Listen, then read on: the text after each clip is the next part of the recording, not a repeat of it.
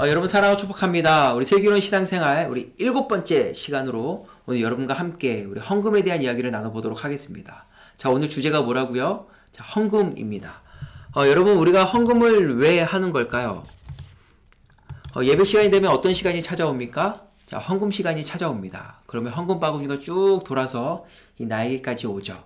우리가 주님 앞에 헌금을 드립니다.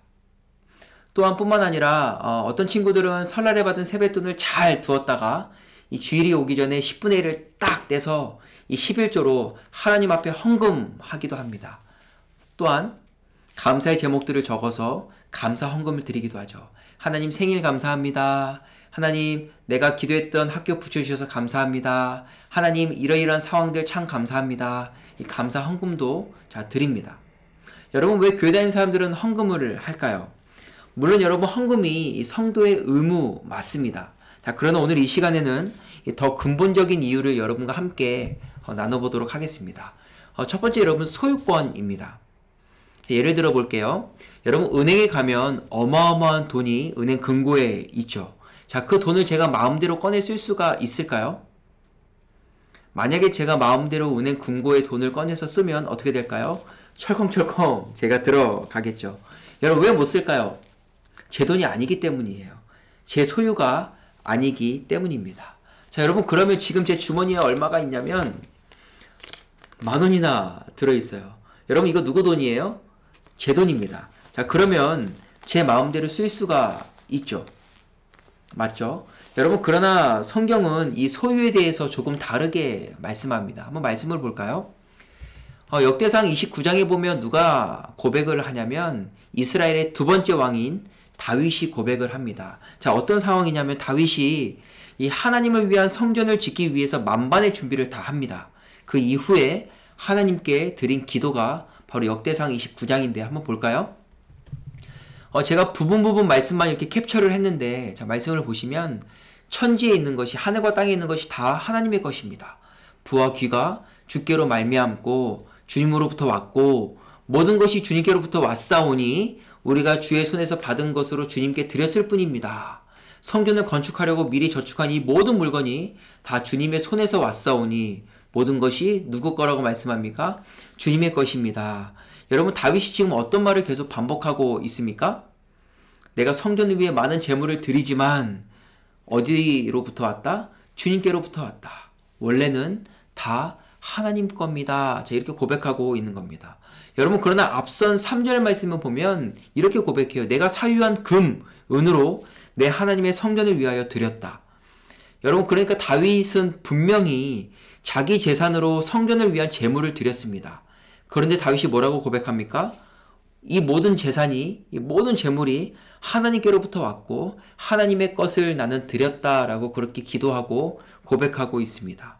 여러분 그러니까 자신의 재산에 대한 소유권이 누구에게 있다는 겁니까? 하나님께 있다는 거예요.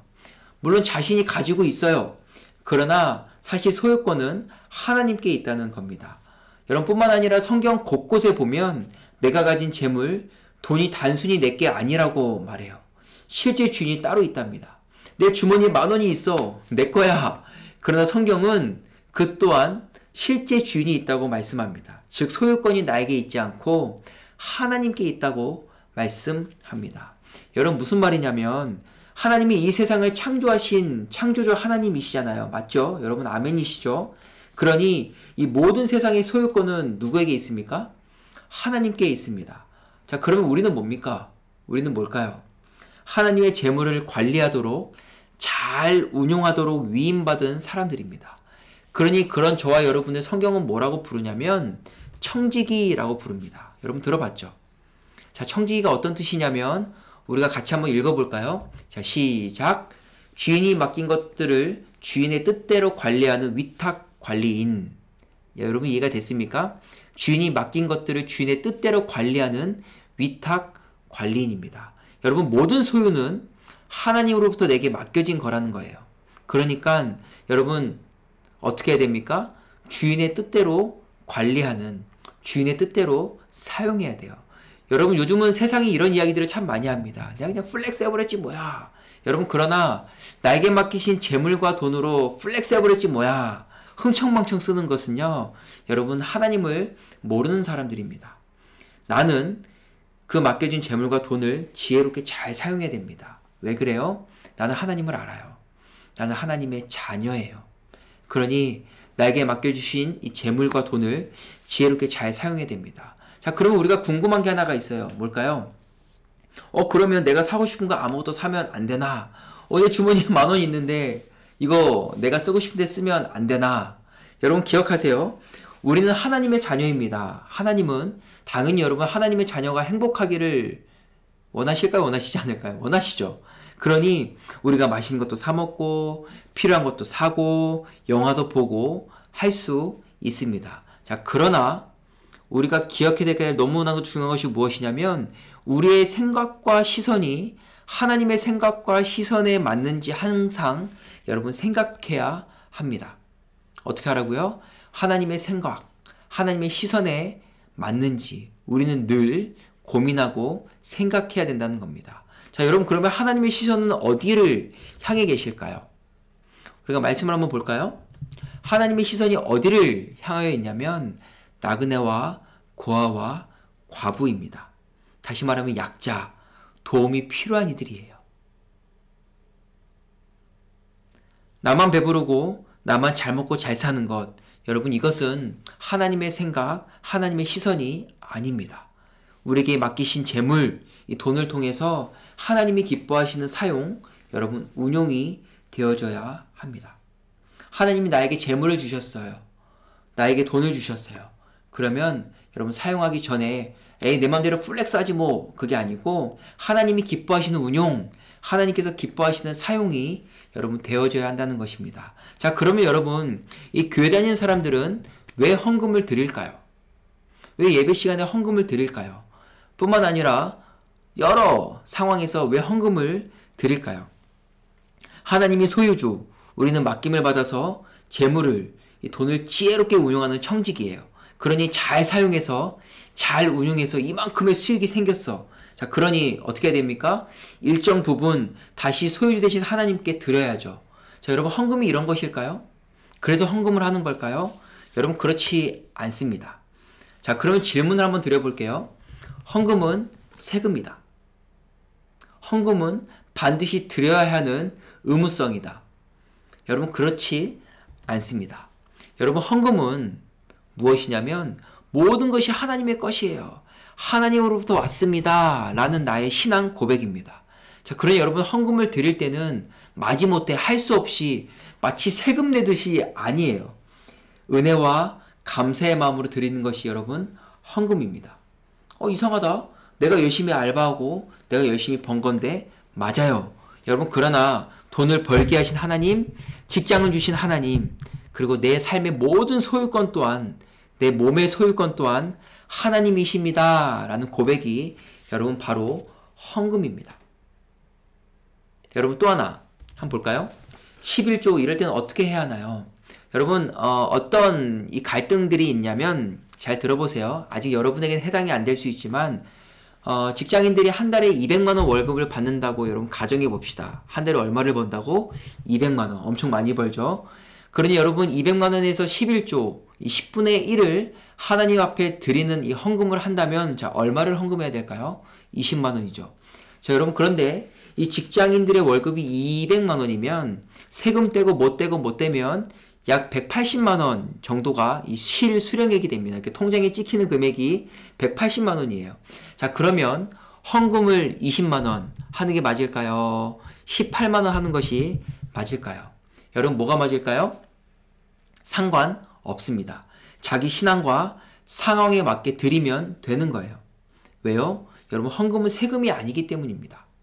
모든 것이 하나님 것입니다. 라는 신앙 고백이 여러분 바로 헌금이기 때문이에요.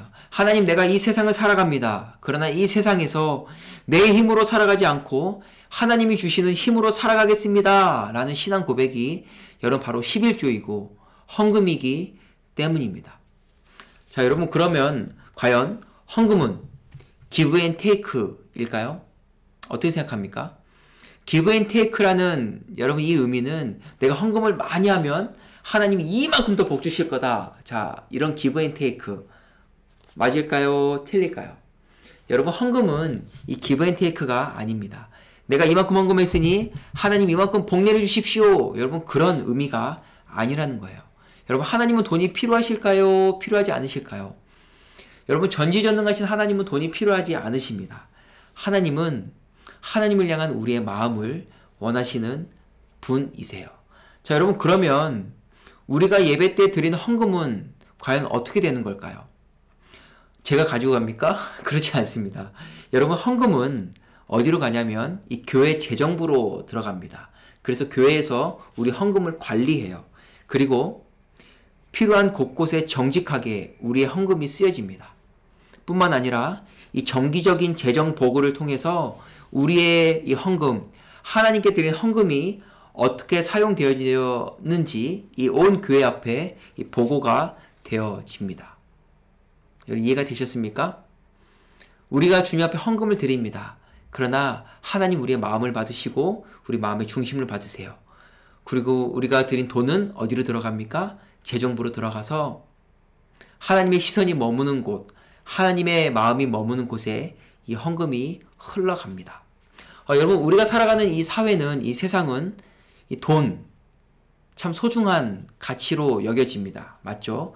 여러분, 그러나 헌금을 한다는 것은 내게 하나님은 돈과는 비교할 수 없는 분이십니다 라는 고백뿐만 아니라 내 모든 것 하나님의 것입니다.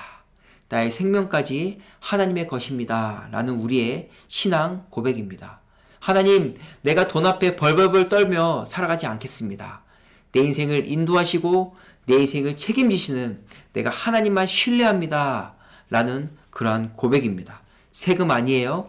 기브 앤 테이크를 위한 여러분 투자도 아닙니다. 자, 헌금이 뭐라고요? 우리의 신앙 고백입니다. 하나님, 나의 모든 소유권 하나님께 있습니다. 나의 생명도 하나님께 있습니다. 마지못해 드리는 헌금이 아니라 우리의 신앙 고백을 드리는 우리의 헌금이 여러분 됩시다. 자, 영상 시작할 때 헌금은 이 성도의 의무라고 말씀을 드렸죠. 맞습니다. 왜 그럴까요? 여러분, 신앙 고백이 없는 성도는 없기 때문입니다. 그러니 헌금은 성도의 의무 맞습니다. 여러분, 슬기로운 신앙생활, 헌금은 돈을 드리는 것이 아니라 나의 신앙의 고백입니다. 나의 마음의 중심, 감사와 은혜를 드리는 것입니다. 여러분 꼭 기억하시고 우리 하나님 앞에서 슬기로운 신앙생활하는 저와 여러분 됩시다. 여러분 감사합니다.